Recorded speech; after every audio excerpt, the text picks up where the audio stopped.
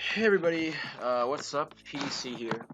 After a very long break, I have returned once again to the YouTube community. It's the summer, and I always really have nothing to do during the summer, and I'm here to save you all from bad content. Actually, that's a lie. The content on YouTube regarding Pokemon has been pretty good lately, and with Kalos Cup coming up, I'm sure you're going to have a lot of ADV content as well. But what I wanted to do today was I asked you guys on Twitter what video you wanted to see. And out of the 3 people that responded, 2 people said you wanted me to rank the Smogon Tour winners in skill of all time. So that is exactly what I'm going to do today. I made a list like this for my friends about 2 weeks ago, but I kind of wanted to do it like live, so I kind of rationalize and move around my thoughts and just showing you guys a list. So what I'm going to be doing is I'm going to be making tiers of players. I'm going to have a description for them, and I am going to tell you what about the player is good, bad, if they're good or bad, and I'll give you guys a list. So we're going to start making tiers, and tier 1, I'm going to have a description, basically all-time great, amazing player. I think that's kind of a fair thing. Very exceptional. Alright, tier 2, exceptional player.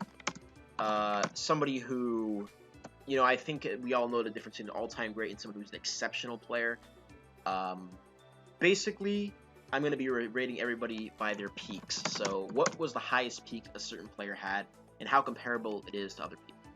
So, tier 3 is great player, well-renowned, and also when I rate, when I put a person in, because I'm going to go from top here all the way down.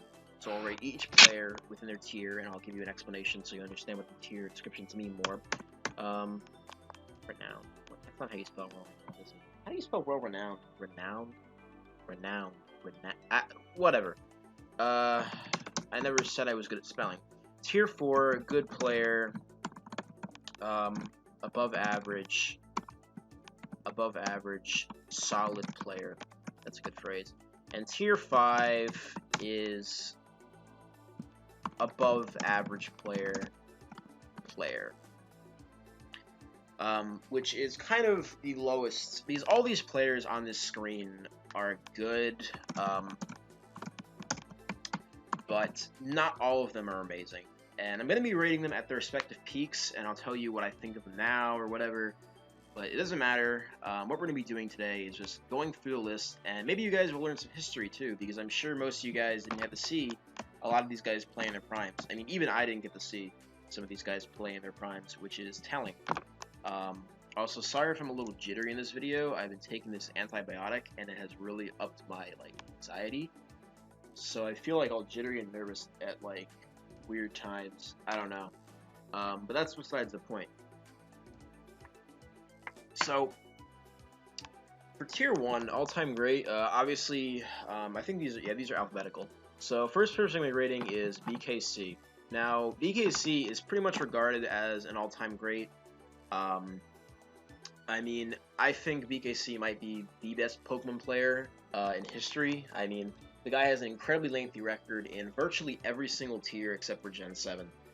In Gen 6 too. I mean, Gen 6, I think he played in SPL for a bit, and I think he played in World Cup once, like a game of Gen 6.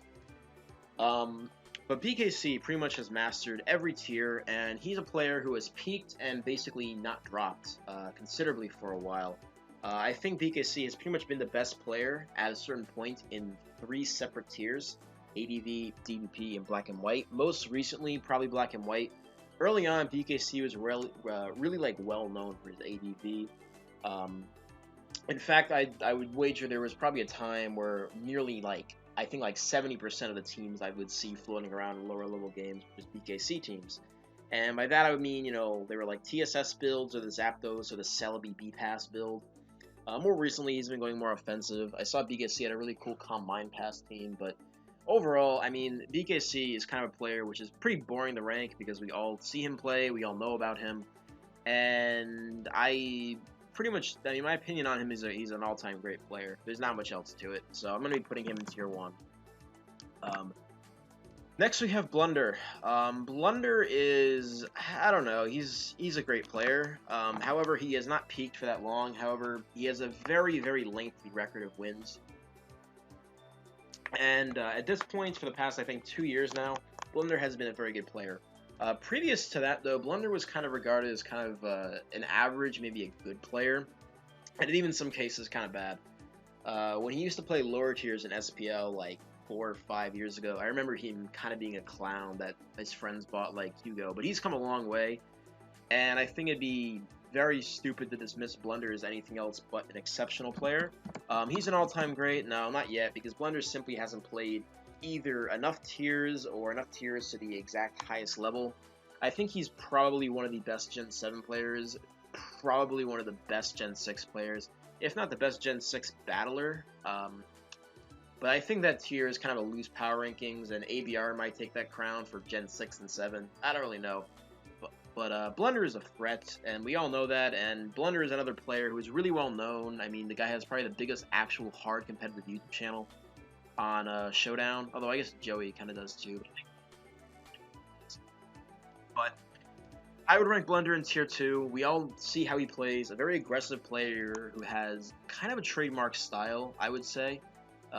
You know when it's Blunder playing versus somebody who just spams balance and regen cores, although you do that sometimes too, so I don't know. But Blunder is an exceptional player, and I'm going to be putting him in this tier because I believe that he is probably one of the best new gen players that we have playing right now.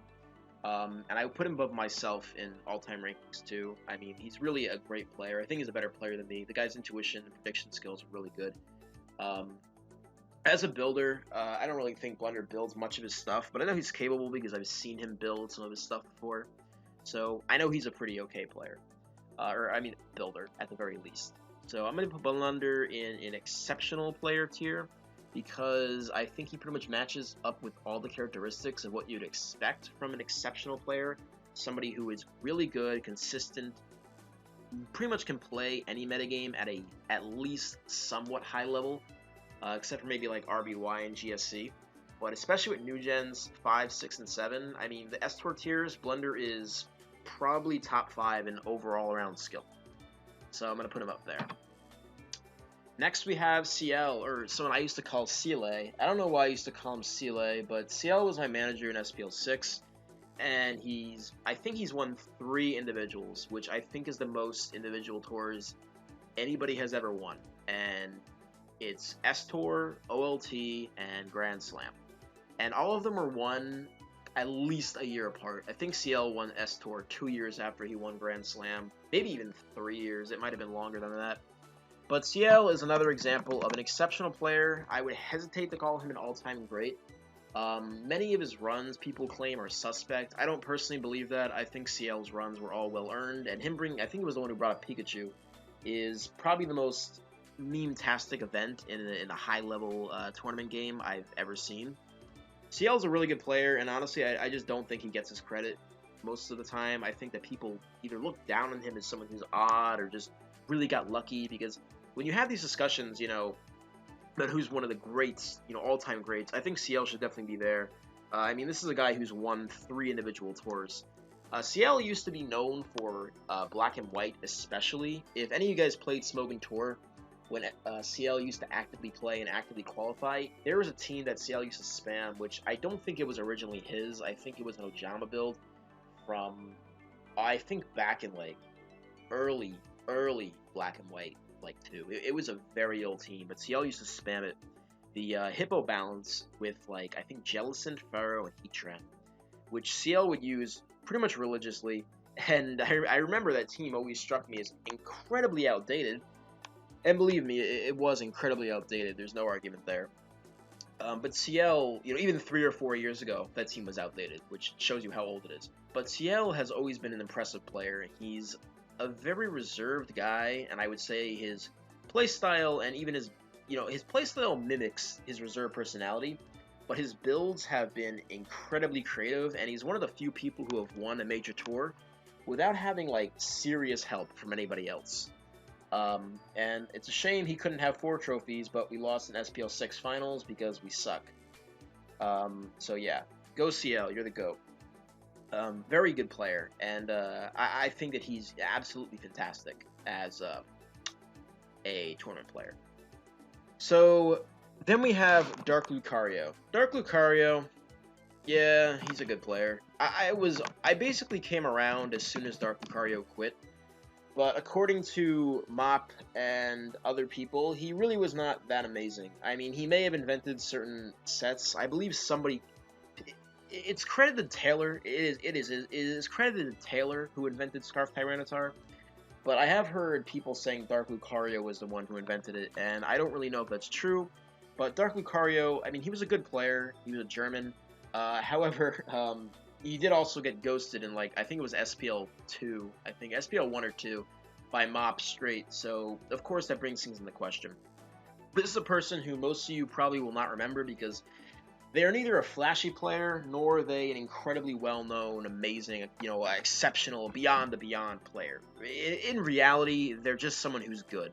However, he has an interesting resume. He was a very good Ubers player, from what I remember, and he was a pretty solid player in UU and OU as well.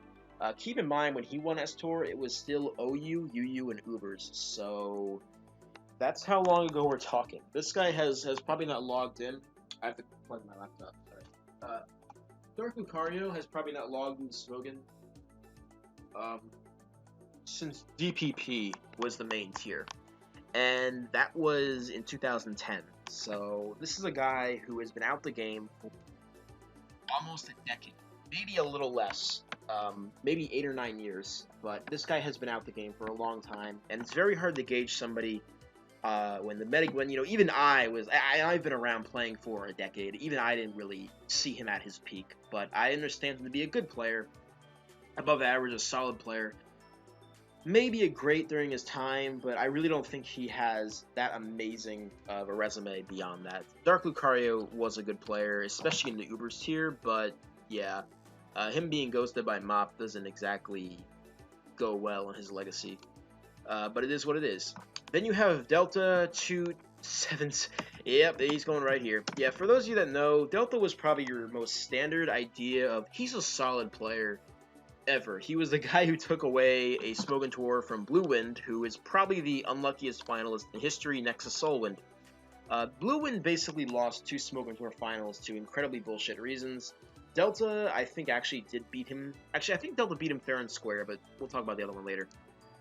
Delta was a solid player, but he wasn't really renowned as someone who was great in his time. I mean, he was a good player, there's no doubt, but even in recent years, I think people know that even Delta in recent years has been very bad, but even at his peak, I would only call him a solid player who bordered on being a great player, but never really got there. I would think he's kind of in the level of skill as a lot of players who make a run in the tour, or, do okay in a series of tournaments, and then kind of just fall off the map after they win something, or they go relatively far in something big.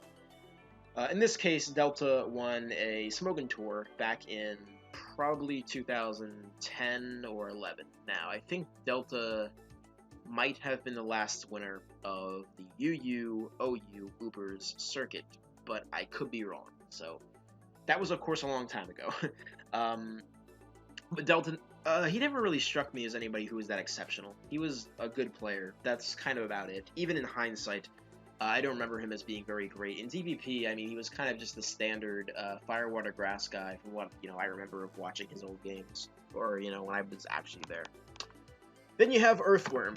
Earthworm is obviously an all-time great. However, many people did not get to see his prowess. Earthworm won an S-Tour a long time ago, and people, at least a few years ago, I would say about 4 years ago is probably when it kind of started to die, but when people would ask you, who's the greatest player of all time, people would usually default and say, yeah, Earthworm. And the reason for that is, there's a couple reasons. I mean, one, he's earned it, but two,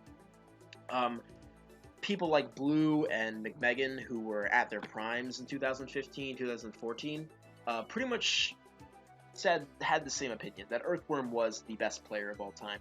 And Earthworm is an amazing player in DPP. He was absolutely at his peak, and he's I mean, yeah, he's not as great anymore, but you have to give the guy a break considering he's been playing for probably around 13 years, maybe a little longer. So Earthworm has earned it, and again, most of you have not seen his peak. Even I probably have not seen his peak. I remember I was around when he, still played actively, and I remember watching his World Cup tiebreak against Phil. I think probably 9 years ago now. But there's a reason why Oceania was incredibly broken during the first couple or few World Cups after Asia had a win streak. So it goes to Earthworm. This guy was incredibly good at DPP. He was creative. He has amazing stalls. I remember he had his old Heatran. I think it was Heatran, Fori, Hippo, Gara, Bliss, and Tar. Actually, no, it was Heatran over Tar. Heatran over Tar on the standard stall, I believe.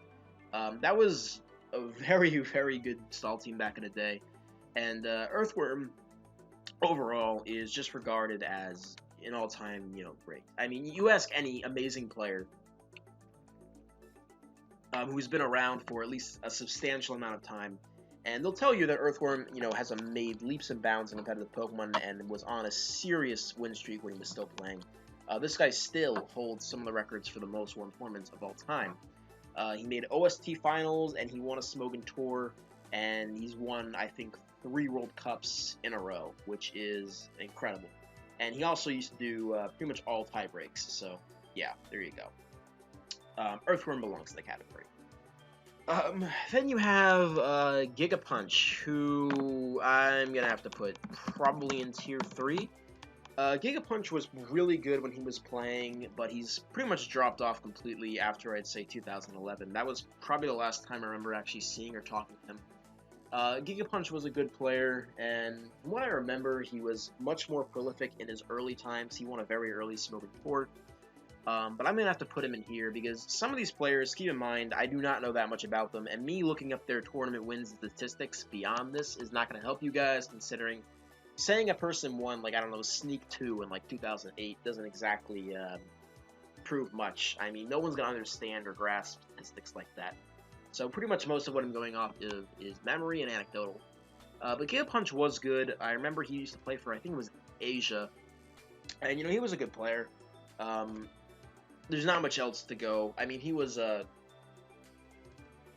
very influential player in ADV, GSC, RBY, and I know he played, I think, the early SPLs, but he's been MIA for a long time, and he's probably never going to return. But back in the day, yeah, Giga Punch was really, really good.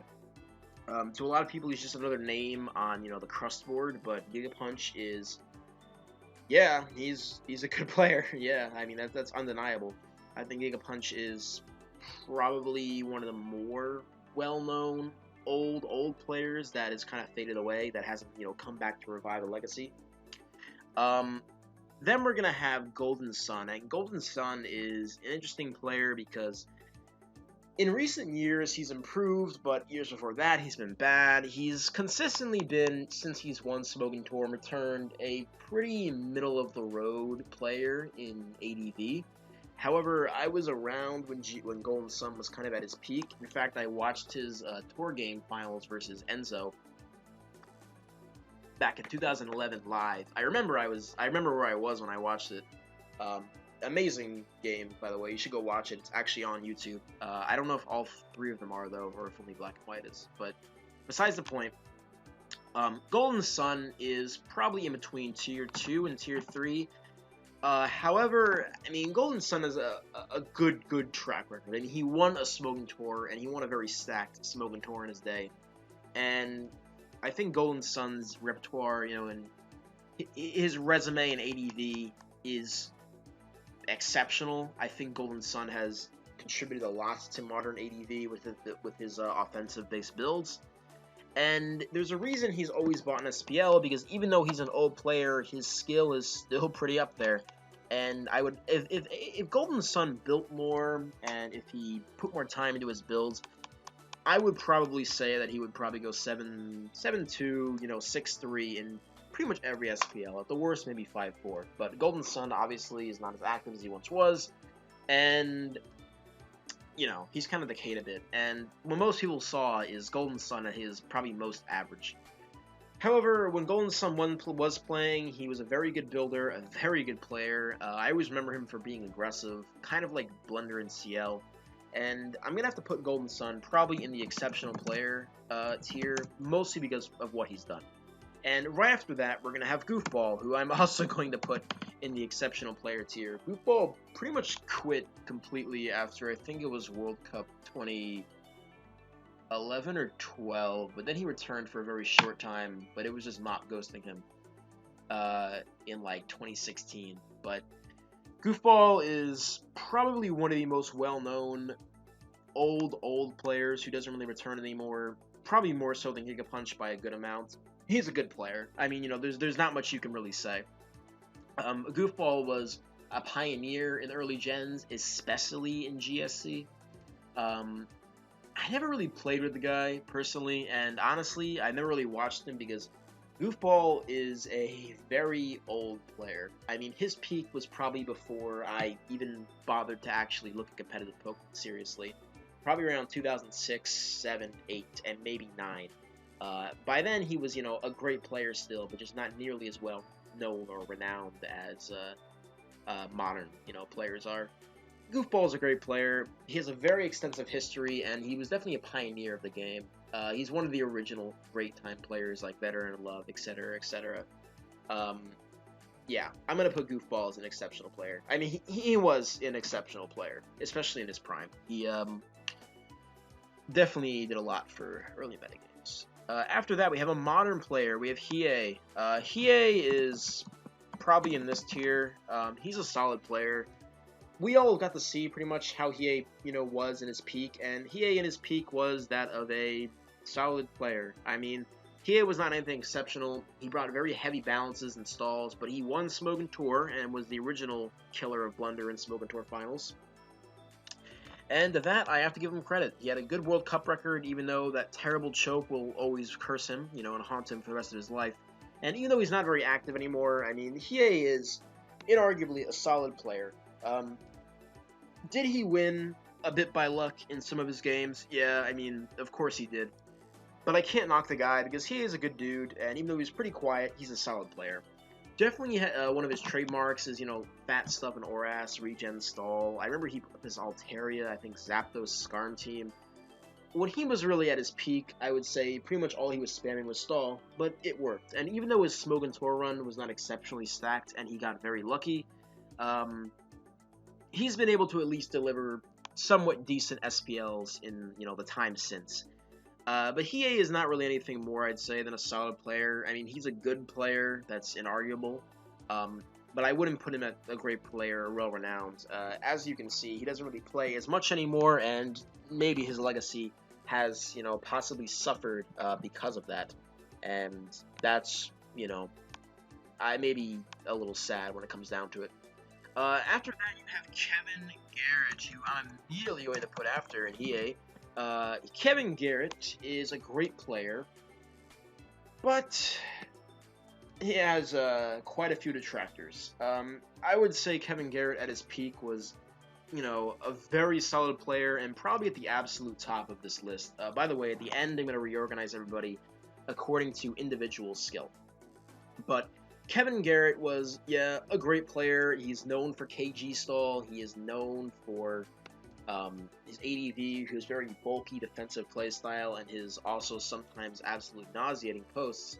But Kevin Garrett is good. I remember he was the guy I wanted to be like when I was first starting out, and I think that historically, Kevin Garrett has always been a solid player. And at his peak, I would say he was a very good player, but a lot of things may have taken away from, you know, his opponents. I mean, for example, Kevin Garrett allegedly had Blue Wins teams when he won his Smogon Tour, which is a pretty big deal.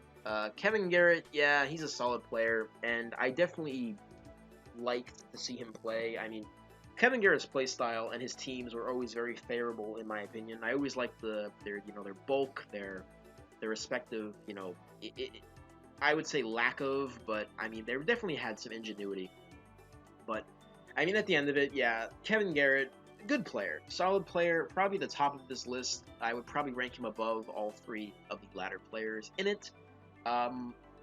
He's definitely well renowned though, but maybe for other things contrary to his skill in wielding Fortress Hip out on Gyarados stall. Then you have Loki. Loki is an exceptional player and another player who, along with I think it's Goki, regarded as one of the all-time greats from the early game, and I think Loki definitely deserves that title. Loki is another player like Goofball whose peaks were long before any of us really actually started playing, and I'd be honestly surprised if some of you, I'd be surprised if some of my viewers actually knew who Loki was, who didn't follow competitive Pokemon very closely. Loki was a good player. Obviously, I would put him as an exceptional player. Of course, we can't really look at any of his replays or anything like that because Loki has been gone for a very long time. I believe he logged in, or actually, I think it was Goki. I don't know. Loki was a good player. That's all I have to say. He won Smogon Tour again very early on when it was still OU, UU, Ubers, and yeah, I don't really have much to say because I don't really have any personal experience with him. I don't even think he played Black and White. I mean, August, people like, August, Kevin Garrett, Earthworm, people who are his contemporaries view him as, a person, a player who was really good. And I have to agree with that. You can watch some of his replays actually on Smogon YouTube, but that was from Shoddy Battles, so you're going to have to look up actual battle vids. He was an offensive player from what I remember, but I don't remember him for that much. I kind of... Actually, no, he did invent some stuff, but I don't remember exactly what it was. Loki, I would say he's probably similar to a player like Panamaxis, in pure, offensive skill and ingenuity. Very creative, good player. Then you have, you got Luigi, who is all the way down here. Yeah, I'm sorry, Luigi, you're good and all, but you're not great. It is a miracle you won Smogon Tour. Someone who gets immediately benched in World Cup and SPL, wins a Smogon Tour, and then goes back to being benched. Luigi's good. He's above average. Not by much. And him winning Smogon Tour is certainly something which is interesting in a lot of contexts. I think he's a good player. I think he's above average. But... I mean, in terms of, and this is keep in mind, this is a very harsh skill curve. But I wouldn't put him at the level of people like Hiei and Dark. I just couldn't do that. Then you have M-Dragon, who, yep, another addition to the all-time greats. While many people dislike M-Dragon for his shadiness, for his cheating, for his abuse of TD powers, I like M-Dragon, and I always will. And M-Dragon is a great player. He's an all-time great in pretty much every modern, or every old gen, is what I would say, except for maybe RBY. But even then, M-Dragon's a good RBY player, so... GSC is what he's most known for, and he's still an incredible threat in that tier. Recently, people really have been going like, oh, M-Dragon was never good, or he's not a good player, but that's just completely false. M-Dragon is an amazing player, and he's pretty well known for his exploits in 2, 3, 4, and 5. In Gen 5, he had this one team which I really liked, which was Trickor, Gladius, and in Gen 4, he built a lot of different types of teams. I remember early on, he's known for his, like, offensive U-turn balances and stuff like that. Of course, later on, he turned to stall, but throughout it all, I mean, M-Dragon is a fantastic player. He's always been defensive, and Gen 2 is, again, what he's most known for. He used to be a very stall-heavy player, but it's kind of just fell back into the, a position of managing in recent years, so there really hasn't been much play we've seen from M-Dragon as recent, but M-Dragon has, I believe, won a Black and White Cup. He's credited with inventing a lot of sets or building every team ever, as is the running joke. And of course, I like M-Dragon. He's a friend of mine, and I would rank him above the all-time greats simply because of what he's contributed to the game in scope of creativity and all of that stuff. Great player. And I really do think he's underrated now because people really are just going after players who are even just slightly old, even though M-Dragon still plays very consistently. So, then we have Martial Law, who in his peak, was a very creative DPP player. Marshall is best known for his DPP, and for a good reason. This guy built plenty of teams, which even though, if you were to look at them, you might think, wow, these teams suck. But Marshall has an incredible creative eye to a point. I mean, nowadays, I think, in all honesty, I think, nowadays, when I look at Marshall's teams, I think, these are actually, really, really gimmicky and kind of just bad in general. And I think that's true. I think Marshall has definitely gone on a sharp downturn after he won Smogon Tour. He sort of went into the realm of, I don't really care about this shit anyway, so I'm just going to run stupid teams. But when he was playing S Tour actively, this guy was a very prolific builder. I would credit him with the Rise of Cresselia, first of all, a very, very dangerous Pokemon for a short time. He used it without Dugtrio too, which is even more interesting. And he's very well known for his Metagross, D-Knight, Tar, Cress, type builds. And overall, I mean, yeah, Marshall Law is a great player, but he's really, really gotten worse in recent years. I mean, at his peak, yeah, this guy was fantastic. He's a great, great player. But now, I mean, he's kind of been reduced to a joke or a laughingstock. Then you have McMegan, one of the most creative players I think you'll ever see. McMegan has played a vast array of tiers, pretty much every tier except for RBY and Gen 7 to a high level at some point. And that includes lower tiers. And McMegan basically, when he was, at his peak, which is a controversial thing to say, because McMegan is actually, as I'm recording this video, in Classic Finals right now, so McMegan is still a very high-octane player. But McMegan has the style, exceptional creativity, pretty much anything you could look for in an amazing player, McMegan has. He has the flair, and while some people don't really like his personality, I've always thought Roro was a great player, and his creativity and trolling antics, while I see why they got into the skin of many people, are certainly something that I can sympathize with, to say the least. Yeah, McMegan's kind of a troll. Yeah, in recent years he has not been at his peak, but he's pretty much made up for that entirely with this classic run, and I mean, that's all I can say. McMegan's a great player, and anybody saying otherwise it's ridiculous. I mean, this guy has, I think, the most won tournaments in history, I think. I think he's beat out Earthward as of maybe a couple years ago for all-time tournament wins. So, that's all I can say. McMegan was, I think he won 2 or 3 cups in one Grand Slam, which is unheard of. It's crazy. But yeah, McMegan is going to belong pretty solidly in the Tier 1 in all-time great. And right after that, we're going to have Ojama, Ojama's a person I'm at odds with, but I don't really have any personal beef with him. I mean, yeah, he's arrogant, but he's a great player, and there's nothing else you can say. I mean, he has... The playing ability of Ojama, I think, is at its peak, just ludicrously high. Ojama is, while I disagree with a lot of his building choices, I mean, you have to give this guy credit. He's everything. He builds, he plays, I mean, he's incredible. And many people think Ojama, as the GOAT or whatever, and while I don't 100% agree with that, I think he's one of the contenders. And if Ojama takes home another trophy, which he seems to be pretty hungry for, I think it is definitely possible that he could take that title.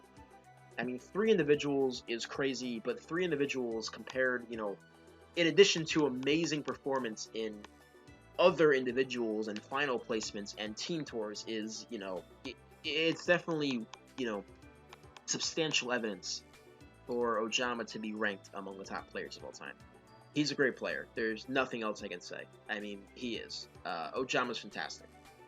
In so many tiers, ranging from GSC, Gen 3 and Gen 4 and Gen 5 are definitely Ojama's game.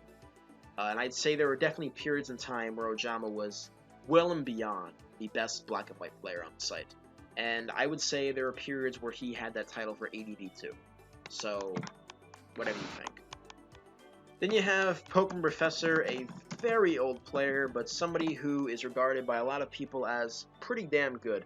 Not much to say there. Again, this guy is so old, I think he was banned for 2008. I think he was banned in like 2006 for trying to hack the site. And no, he is not Tiba. People think he's Tiba. He's not. He's not Tiba. He's somebody different. But he was Tiba's mentor. Pokemon Professor is a good player. He's a great player, and a lot of older guys like Veteran Love and M-Dragon and people that I talked to about him credit him as somebody who was a very good player in their prime, but he's kind of dissolved in, the eye of the public for the past maybe 15 years now. This guy has been gone for a very long time, since probably 2006, so yeah, 13 years about. And yeah, that's all there is to it.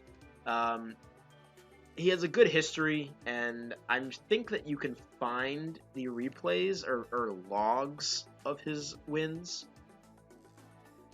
And I think Smogon Tour on some site, like old Brazilian competitive Pokemon community site, but I really could not tell you where. I'm sure, actually, it might not be him. I'd be like, Hanky? I don't know. Point is, great player, all time. Obviously, very solid in his day. However, I wouldn't say exceptional because obviously he just hasn't given us enough to work with. And even though I would say he's a great player, he's probably on the lower tier of it anyway, compared to Giga Punch and Martial Law. Given just, the reign time of him has not been very long. Or it was during when Pokemon was pretty much in its formative years. Then you have Pasha, who at his peak I would rank as an amazing player. This guy made Smogon Tour Finals, I think, twice in a row. Pasha, however, now is kind of a sad story, but let's not get into that. Pasha is a great player, at least he was. He was a good builder, and he was well known especially for his black and white. He was also a very solid Gen 6 player, but I would say he was definitely a little more well known for his black and white. Pasha was good. He was very aggressive. He was an interesting builder. I remember being very favorable towards his teams, even after he kind of worsened or got worse in SPL 8 or SPL 9. But, someone who makes Smogon Tour Finals 2 times in a row is not a fluke. It's completely credited to Pasha's own skill. In recent, maybe year and a half, 2 years, year and a half probably is when I would say Pasha has kind of fallen off to a high degree. But Pasha is still a great player, and I'm sure that, in individual games, he can still shine. Of course, again, he's not that amazing, and I don't think he ever reached the tier of exceptional, because really he just didn't play at a peak level for long enough, and in all honesty, his peak really was kind of reserved to Smogon Tour. However, he also, I think he either won or placed very far in Black and White Cup. I should actually check that right now. I don't think he won. Did he win Black and White Cup? I don't know. I mean, I actually am not sure. No, I don't think he did, but I think no, he didn't get finals. I think Pasha I think he won a Black and White Cup at some point. But it might have been a while ago. I think it was last year, but I'm not sure. But either way, Pasha was a great player. Very consistent in his time, but his consistency really did not last him long enough. And since Black and White Cup, he's kind of had average showings in pretty much everything, which is kind of disappointing, but I have hope for Pasha. Then you have TheSong, the only player, or one of the only players to win 2 Smogon Tours. Yeah, Jake, if you're listening to this, you may not be the smartest guy, but you are the Pokemon prodigy and probably the greatest player to ever touch this game in terms of pure Pokemon skill. I mean, dude, like, fucking real. I was very good friends with TheSong during his prime, and all I can say is somehow TheSong managed to be not only the luckiest player, but the best player in the room at any given time. TheSong was really, really lucky, but he was also really good, and he made a run in pretty much every tournament imaginable. And it is incredibly surprising he did not win another trophy. Because at his peak, I mean, TheSong was just incredible. There's nothing else to say. He had the intuition of the best Pokemon player imaginable. And honestly, I think that him winning is credited more to his intuition than anything else. And TheSong was such a good player. It's honestly crazy. Of course, I mean, he didn't play for an incredibly long period of time, And when he came back, of course, he was not at the same level, but TheSong is TheSong. I mean, he's an amazing player. He's pretty much done every individual playoff, and winning 2 Smogon tours is absolutely insane, especially in the modern era. I mean, TheSong is, amazing. He's seriously a great player. And most of you probably remember him during his peak too, which makes his run and, entire legacy even more interesting. So we're going to put TheSong there. TOF, Twist of Fate, or who I call Toph, even though it's not spelled that way, and Toph Away is actually an old player. TOF, Twist of Fate, exceptional player, incredibly well known for his UU days as a master staller. And during his Smogon Tour win, which I believe was 3 gens, when TOF actually made playoffs, I think he did so with 0 points in black and white. So he made Smogon Tour playoffs with only 2 tiers, which is crazy to me. But he did it nonetheless. TOF is an amazing player and is, while not as well regarded in recent times, has pretty much left the game and only plays during major tournaments, and sometimes not even during them. Really only showing up for SPL now, as I believe he did not play in the World Cup. But TOF is historically a very good player and probably one of the original pioneers of things like stall. In recent years, he's gone way more offensive, but TOF in general is just a really good player. In his peak, he won Smogon Tour, but he also did very well in SPL during his time. I don't remember exactly the teams that he used, but I do remember him using... There was this one UU stall, which he said he got like 8 or 9 wins with in, I think, 1 season, which is really impressive. TOF is just a great player, and while definitely a lot of people missed his peak and his return is relatively recent, I mean, it's hard to argue with, statistics from back in the day. TOF's a great player. And especially one of probably the best defensive players you could ever find. Like, seriously. Then you have, right after that, Veteran in Love.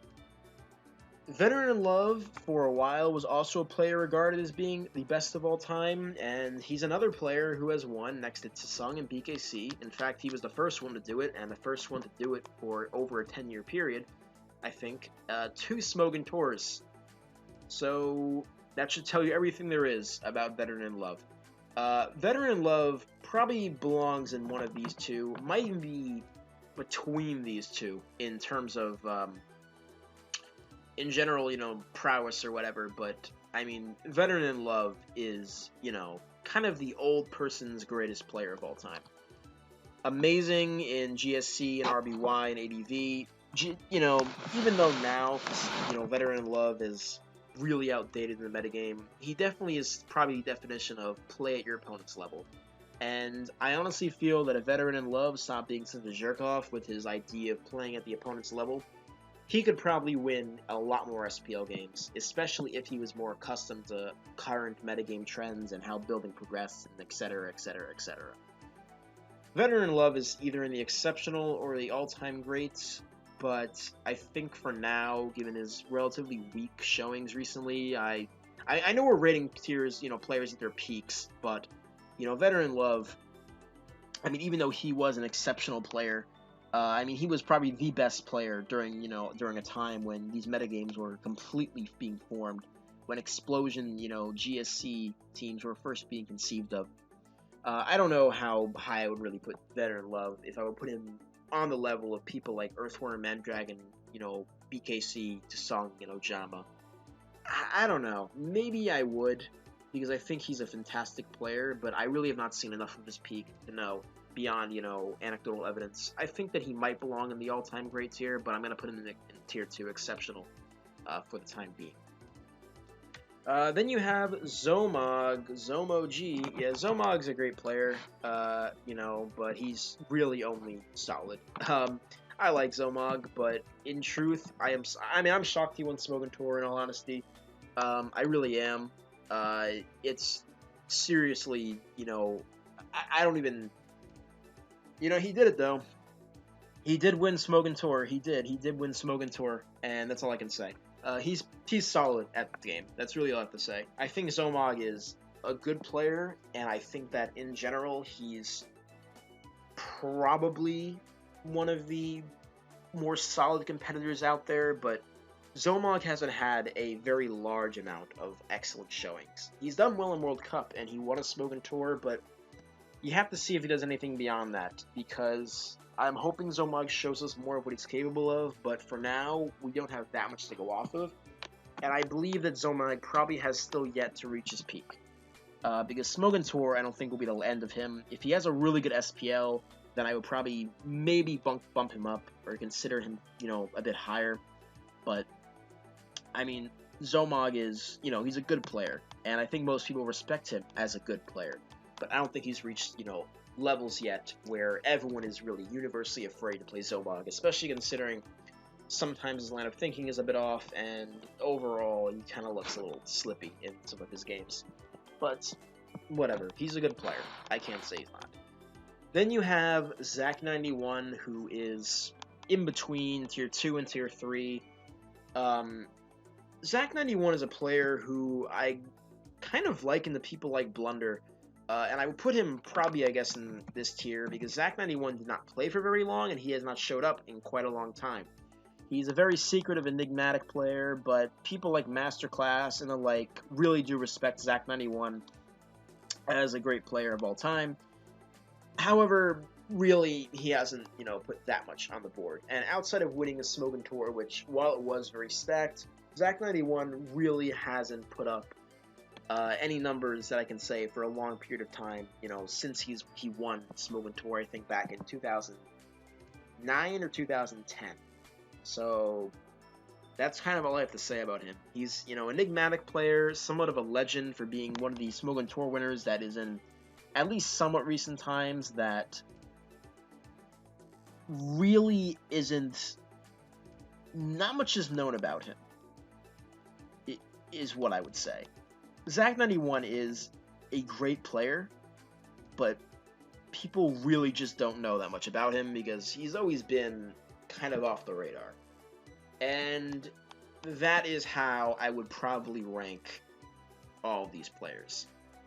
You know, I said I was going to put them all, like, individually who's better than somebody else, but I think I'm going to... This video was long enough. So what I'm just going to do is put people who I think are on the borderline.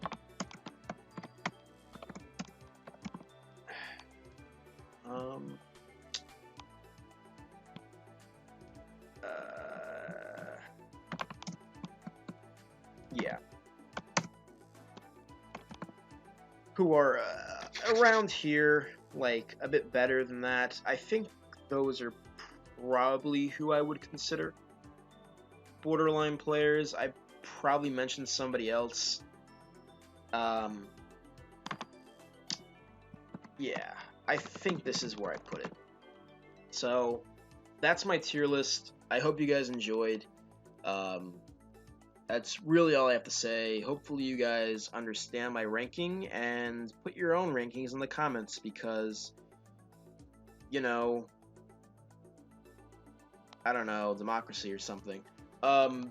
Let me know what other vids you guys want me to do because I am really currently doing nothing and I would love to make it as a somewhat big YouTuber who can get 1,000 views per vid and make like $10 so I can go buy McChickens.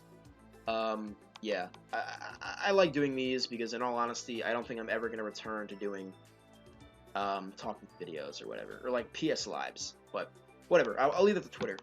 Follow me, by the way. I'll see you guys on the next one. Peace. 48 minutes. What the fuck?